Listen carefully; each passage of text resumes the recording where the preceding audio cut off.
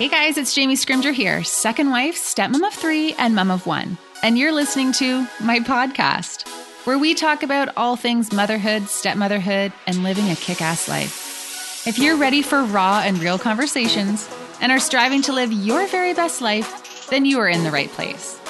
Every week, I'll provide you with tips and strategies and mindset shifts to inspire you to live your own version of a kick-ass life, while bringing you along as I create my own.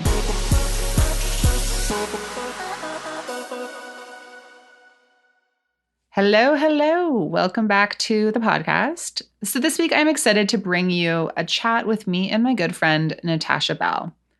Natasha is a proud homemaker. She is a health seeker, a hockey wife, and a mama, and a founder and CEO of both a wellness company and her proudly Canadian hockey clothing company, Little Ice Tribe, which you actually will probably be familiar with if you follow me on Instagram because I wear her hoodies and her t-shirts often, especially during hockey season. Now, from entrepreneurship to motherhood to self-care, Natasha juggles a lot, but she does it with grace and gratitude. She honestly, guys, is such a light, and I am so happy to be able to call her my friend. Now, in this episode, we dive into motherhood and juggling all the things, setting boundaries, making good use of your time, and our belief in balance and the ability to have it all. Now, I do need to tell you, we are recording this during the COVID-19 pandemic, and things are a little crazy for both of us. Natasha is recording this in her husband's shop because it's the only place she can get some peace and quiet. And I am recording it in my pajamas after running around my house like a crazy person, cleaning up. And while honestly, cleaning up a whole lot of dog puke. Like shit is just hitting the fan around here. The internet was also a little choppy during our virtual recording. But honestly, that's like anything in life, in entrepreneurship and motherhood. You just gotta do what you can do and make do with what you have. Now, if when you're listening to this episode, you like what you hear, you get some good tidbits, and you want to share it out on social media, we would be so grateful if you could do that. So take a screenshot, share it out on your Instagram stories, tag at Jamie Scrimger, at natashabell.co. We want to say hi, we want to see who's listening, and we want to thank you for helping us spread the word. All right, let's dive in.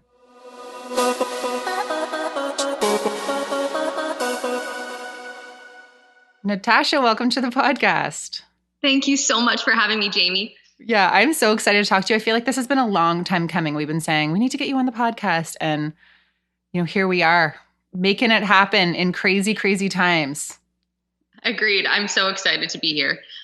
Yeah, I was actually just kind of laughing when we were talking before. I'm like, you're in a garage right now. With, trying to just make it work, right? Like everyone's working from home. We're in the midst of COVID and like all the things. So it's actually really fitting what we're going to talk about today on this podcast, just like making it all work.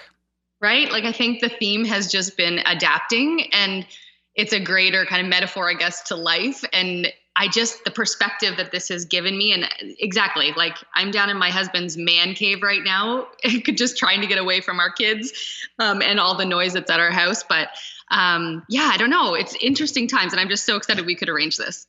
Yeah, for sure. All right. So for those who aren't familiar, tell us about yourself. Give us the lowdown. Okay. So I'm a wife and I'm a mom. I have 3 kids that are 8, 6, and 3. So life is obviously super full, but wonderful. I'm also a multi-passionate entrepreneur. So I've been in the entrepreneurship space for about 9 years now. I have 2 companies.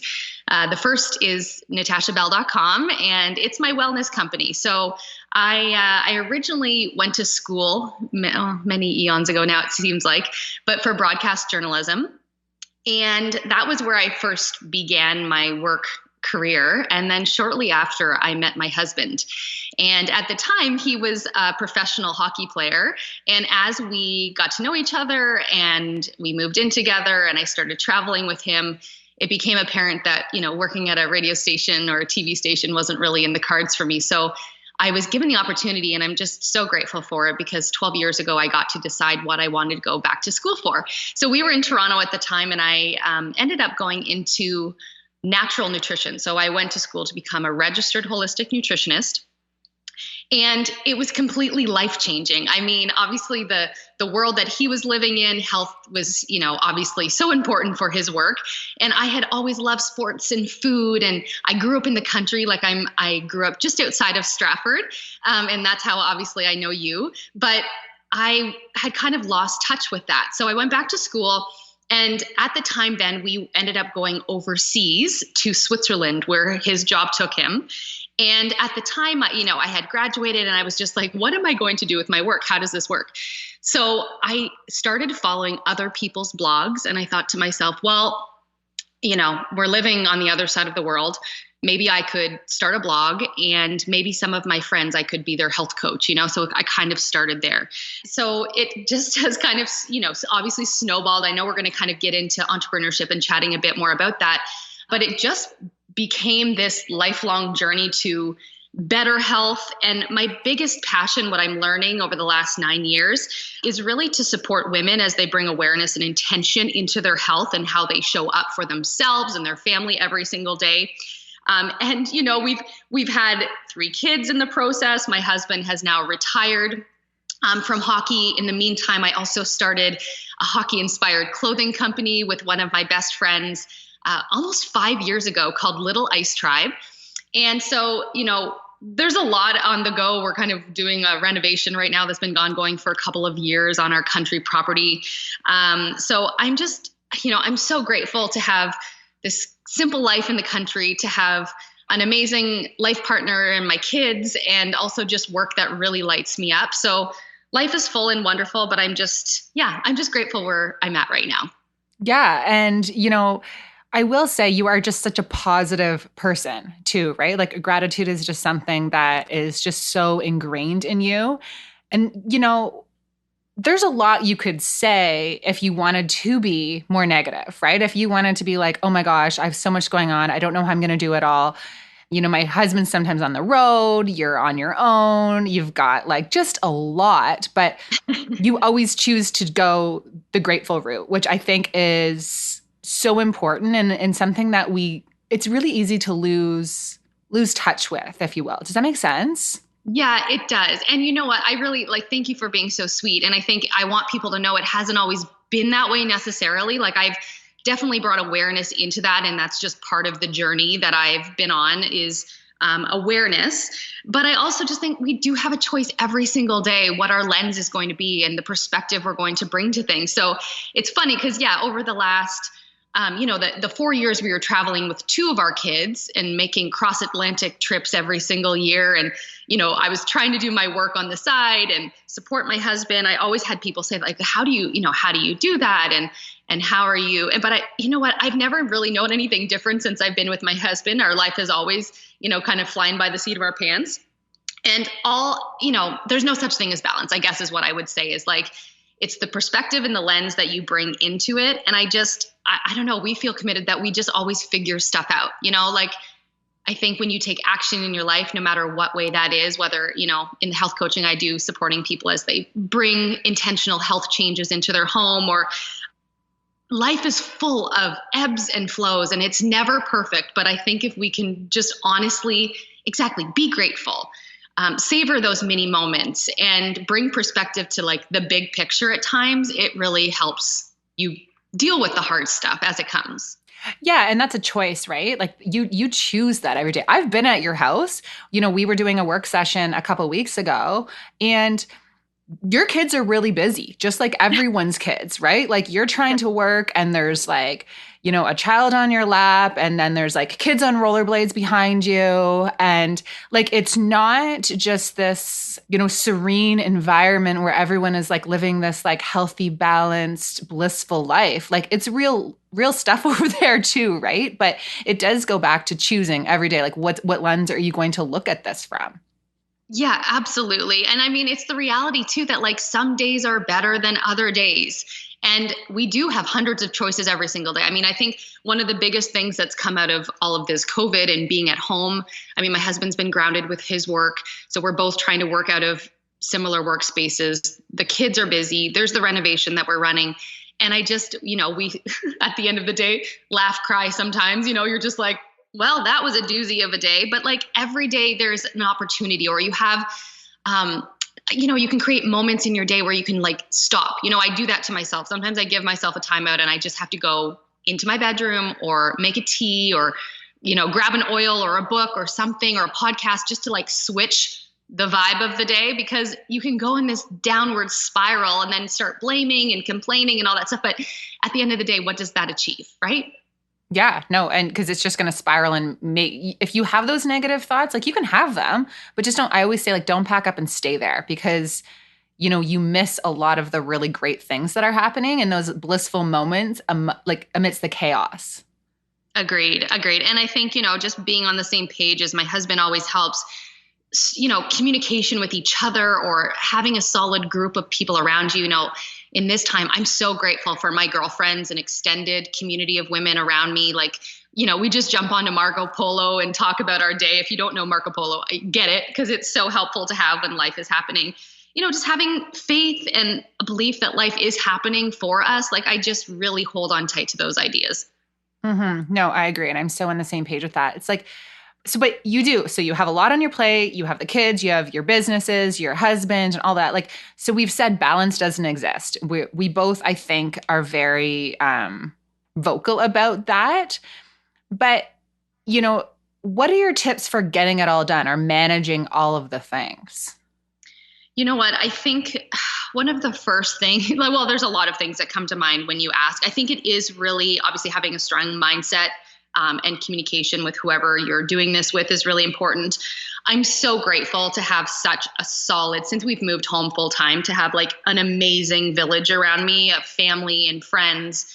Obviously now we can't lean on them as much, but also, I've also had to ask for help, hire help, and be okay with it. Cause I think sometimes that like, I'm a 3 on the Enneagram and I go, and I want to achieve and I want to do. And I've really had to check myself at times too, to bring perspective to what matters. It is my kids. It is my husband. It is like creating balance in our home as much as I can. So setting more realistic even goals. For example, in my work, I've had to sometimes check in with myself because I'm like, what am I pushing for? Like it's a journey. It sounds so cliche, but it's not the destination. We all have goals, but it's like half of life is just enjoying the ride of getting there. And like, once you hit that goal, you're going to set another one anyway. So for myself, that really means like stop being hard on myself sometimes when I set maybe more unrealistic expectations. So I feel like that's always a work in progress. I mean, obviously pouring into my health is really important for me and my family. And I really do think that life is full for everybody. And if you don't take care of yourself, like how are you going to show up in this world? You won't be able to in the way that you could. So, bringing kind of rituals and routines into our home is really important for me and my husband. Setting boundaries. I don't know how you feel about this, Jamie, too, but like setting boundaries for me has been something I've been trying to get more clear on over the last couple of years and realizing that they're necessary. I can't say yes to everything. Mm-hmm. And, I have felt the burnt out at times, whether it was through kind of motherhood or work or whatever it is. But I just remind myself sometimes like there's no award at the end of the day for doing it alone or killing yourself in the process. So like, balance maybe isn't the thing, but finding harmony with going through the ebbs and flows of each day and trying to stay as present as possible. Yeah, for sure. I was reading some Marie Forleo's Everything is Figureoutable book, and she said, before you say yes, like pay attention to how your body feels. Like when someone asks you something or you're given an opportunity, your body tells you kind of instantly whether that feels right or not, and to really pay attention to that. And that has been huge for me in saying no and setting those boundaries, because I think, you and I were both the same at the beginning. We just said yes to all the things, right? Like, yeah, sure. Okay. Yeah, sure. And that's when you get burnt out and you lose sight of what's actually important and what's your mission and like, why are you doing this? And I think sometimes, especially with entrepreneurship and, things that we're both doing, it's like sometimes when you're so deep in it and you're like, I need to do this, I need to do more, you lose sight of why you're doing it in the first place. And it's so that you can have that freedom and that ability to be there with your family and stuff. And it's easy to lose sight of that. Oh my gosh, I could not agree more with you. And I think, again, in the time we're in right now, I would just say like we've been forced into figuring out what's essential. Like we can only do so much. And I think, I don't know how you're feeling, but it was necessary because I think I'm with you. I was, kind of on this space of, yes, you want to say yes to opportunity or to things and try things out and see what doesn't work and fail forward and all that stuff. But there does come a point where you have to set those energetic boundaries. And I think what I've learned from this experience so far is also that I don't want my family or my husband to get the worst of me at the end of the day when I show up and I'm tired or I feel like I didn't accomplish enough. And so I've really been getting more clear with what is it that I want to do? And I agree, like your body does tell you those things if you give it the chance to slow down and to listen. And I think sometimes we're just maybe stuck on these ideals of who other people think we should be, or maybe you follow certain people on social media and you naturally, maybe not even intentionally, start moving and trying to do the things that they're doing when that's not you, that's not your story, that's not your journey. So I think this time just, kind of stopping, reassessing and realizing that pivoting is essential and you can do whatever you want, right? Like we are in control.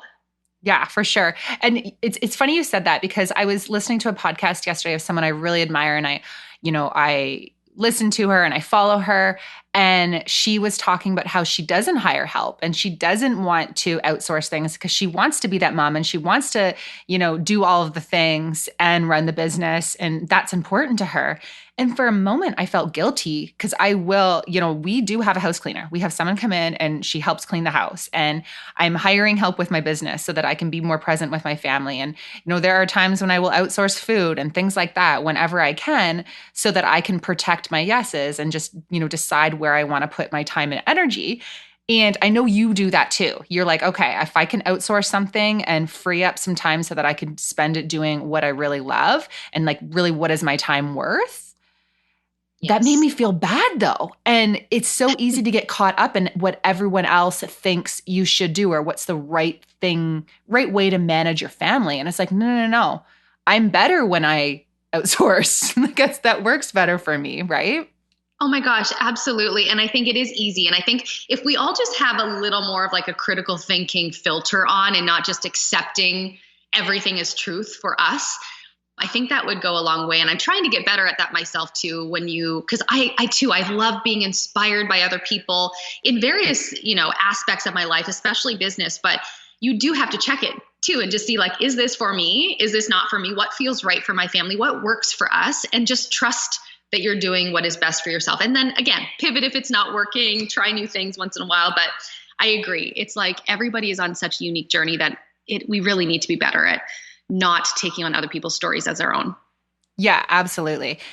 All right. So I was watching Instagram stories the other day and you were talking about promises that we make to ourselves and how we say, okay, I'm going to do this workout today, or I'm going to do this tomorrow. And then when we tell other people that we're going to do things for them, we show up and we do it. And we stay true to our word, but then we are the first to break promises to ourselves. Like, can you unpack that a bit for me? Because was that based on the time that we're in right now? Or what are you thinking when you're saying stuff like that? Oh my gosh. Okay. So what you're talking about is this like movement accountability I'm doing with some of my best girlfriends. And it really came out very like organically. We were all kind of chatting on WhatsApp, and some of us are really trying to get clear on making movement a part of our everyday life. Like, again, it was always such a huge part of my life before kids and with my daughter. And then, I don't know, life happened. I feel like I lost that part of me. And so, I would set the goal and I'd start, and then something would happen. I'd let myself off the hook. But when my girlfriends brought this up, all of a sudden, this like committed decision to show up for myself and my girlfriends, and apparently I think it's even more for my girlfriends, to keep them accountable too, has changed everything. And I laugh. And then at the same time, I'm like, why didn't we do this sooner? So we've just been checking in on each other. Like we sent a sweaty selfie and we just said like kind of what we did. We made it very kind of low key, but I think as women and as moms, we are so notorious of doing this. We do everything for everyone else oftentimes. And then we take on too much, and then there's not anything left for ourselves, and we let ourselves off the hook far too easy. So I would just say, like, I don't know exactly why we do that. I don't know the psychology behind it. But what I will say is that if you have a goal on your heart, if it's health related or otherwise, like choose one thing, find some accountability. Like maybe that's your girlfriend, maybe it's your partner, hire a coach, find a community to support you and go after it one day at a time. And I really do feel that like taking action creates that confidence that you keep going. And again, getting back to being a mom and a wife and an entrepreneur and wearing different hats or a volunteer, whatever, that your life might look like. I think if we showed up and treated and talked to ourselves like we would to our girlfriend or to our daughter and really put the energy into it, creating the boundaries to make it happen, like you would be shocked at what you are capable of and what's possible for you. And I would love for anyone to like just take on one thing and really commit to it, but really get committed to how you're going to stay accountable and keep yourself accountable, because it goes a long way. And I know I've loved watching you and Abby doing your running. Like that's been so inspiring as well too. And I think you could probably say the same thing. Accountability is a huge piece of, growth, personal development. Oh yeah, for sure. And I love what you're saying because, I've heard other people say this. It's like, well, we need to keep promises to ourselves, just like we keep promises to other people. And yes, for sure. But you're right. There is this psychology behind it as moms. All of a sudden we just don't, right? It's really easy to say, I'm always going to do this for myself. But I think that a lot of us struggle with that because you're right, there isn't a lot left at the end of the day. So having that person to be accountable with or that sense of community, like for me, I've barely ran since, COVID, right? But I ran all the time with Abby, right? Because we were keeping each other accountable. So I've had to switch up how I'm doing things and find a different way to stay accountable to myself. But just having a person or a group or someone to connect with in it, I think that is important instead of just making that unrealistic expectation that you're never going to break a promise to yourself. Because I don't know. I think as moms, we just do, right? And you know what, Jamie, one more thing I would add to that is that I think, again, one of the biggest downloads I've had from this experience, at the time of this recording, we're on day 20 of 21, and we're going to keep it going. But I just really had to release this idea or this picture in my mind of what my perfect setup was going to be. Like, there's never a perfect time to go down and work out when there's 3 kids in your house. As much as I try, like, it just doesn't work. So you know what? I put my headphones on, I bring them down, or they just show up in the gym with me. And I go through it. Like I used to think, well, I have to get them to school and I'll do work and then I'll, take a break midday and whatever. But now I'm like, I just need to get it in. So again, whatever it is that your goal might be, just recognizing it's the small and consistent actions every single day that add up, that are going to give you closer to the results that you're desiring. Like whatever that vision or that goal in your heart is, you have to take committed action. No, I totally agree because like I did a workout the other day in my kitchen with my dishes around me and Reese was eating cereal and I had headphones on and she was watching a TV show where I would have never done that before, right? So I do think actually COVID, when we talk about the silver linings, like one of the silver linings of COVID has been that you have to just get creative and just get it done, right? Like nothing is perfect right now. Everyone is just juggling all the things.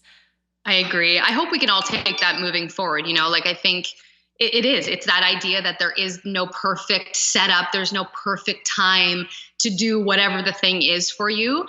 But it's like, it's that commitment, probably a little ounce of, accountability from somebody, but just taking a little bit, like a small step forward every single day makes a huge, huge difference, or at least that's what I'm feeling.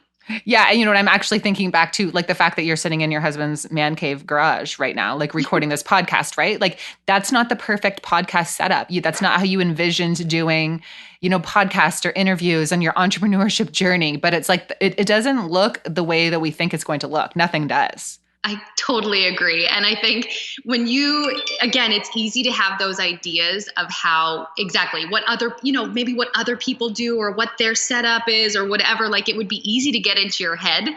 But when you just accept that your journey is your journey and just to do your best to stop comparing to other people, I mean, we all do it for sure. We all do it. But if you can just own it, like just own what's going on, take it all in stride. I really do think that is where those mini moments and like that beautiful part of what life is all about happens. Yes. So knowing you personally, you are definitely one of the moms who looks like they have it all together. And you know what? I will say, I know there's people who think the same of me. And I always laugh when people will say something like that to me. And as I get to know you, I know you don't have it all together all the time either. But so what would you say to someone who has that opinion? Oh my gosh. I mean, I'm sure there are people I love to follow and I think the same things, right? But the more I work with my clients or, talk to other women in business and surround myself with people that I really look up to, you guys, we're all in the same boat. Like there is no perfect picture. There is life happens in every single household. And it is hard on social media to show all the parts of it. Like I think as conscious and aware as we are, and we try to show real life, like I am not going to show you my kid freaking out or me yelling at my kids or me, like, it's not going to happen. So I think just that understanding that the grass is not greener. The grass is not greener on the other side. Like life it's the same stuff going on. And again, I feel super grateful to be able to have honest conversations with some of my girlfriends who I've been friends with since elementary school and high school, and there's no drama and we're very real life. And I have those sounding boards with people where I'm just reminded that we are literally all in this together. So, I just remind yourself that everyone has hard days. We all doubt ourselves as a mom and a wife and, even maybe in the work that you do. So I think just realizing and bringing that awareness again as a bit of a filter when you're consuming what other people are doing, when you're watching what other people are doing in the world, just remember that's not all parts of their life. No, totally. And I think what's also something that I've started to realize is that like, there may be areas where you do have it all together, where you're really on top of things. You come to the arena with the healthy snacks, like you are the mom with the healthy snacks in your bag. When I come to your house, there's typically a platter of fruit out for the kids. That's an area where you do thrive. But then there's areas where I really thrive and maybe you're like, oh my God, I don't do that or I can't do that. And I think as moms, we also have to keep that in mind because we all have different strengths and we all have different values and where we decide to put our energy first. I totally agree. Like we all have our own strengths. And I think at the end of the day, if we could all be a little less judgmental towards ourselves and to others and just accept that like what goes on in your world is great. And what goes on my world, I'm doing the best that I can. So I think if we could all have a little bit more of a filter and not have that judgment, just accept it for what it is, that we would have a lot less guilt associated with those things. Yeah, you own your strength, I'll own mine, and we're all like a hot mess in a different way. Exactly. So what are your top life hacks for moms who are always on the go with kids and work and all things motherhood? Like, because there are a lot of balls in the air over there. There are. And you know what? I'm going to bring it back to having some boundaries. And I think that's always an ongoing challenge. Or something to bring awareness to is like, where is your energy and your time going? Because that's my greatest commodity. And I'm becoming more aware of how important it is to, have boundaries around those areas. But I like to remind my clients when I'm working with them is that whatever we prioritize, we make time for.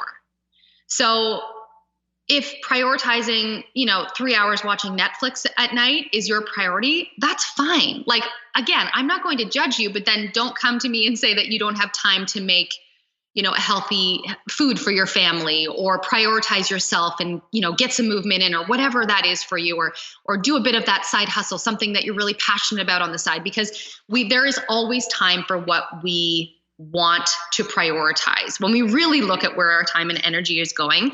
So I think for me, the biggest things in my own life is like, I need to have a plan. Like I need some flexibility, obviously, like that's just life, but having a plan and knowing where my time and energy is going is really important. And then sticking to the plan, like following through on the things I said I was going to do. Again, I think prioritizing your health is the most important, one of the most valuable things you'll ever do, because the way you nourish your body is going to affect your energy and your vitality and how you show up each day. So creating some healthy habits and kind of stacking those throughout your day is really important. Get your family involved. I'm getting better at this, and maybe it's because we've all been home together for so long, but a lot of the tasks around the house and the things I was taking on, I'm now asking my family to help out. They are more than capable. My kids are still pretty young, but they're more than capable. And that frees up a lot more time and energy for me. I would say have grace. Not every day is going to be perfect. There is no such thing as perfect. If you can ask for help, ask for help.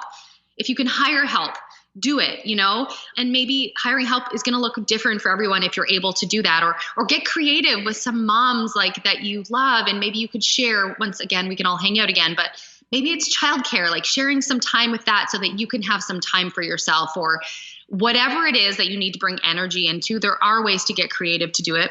I think, again, communicating properly is essential for me. Like the minute I start keeping everything inside, I feel really overwhelmed and start trying to do everything myself. And then it's a schmoz.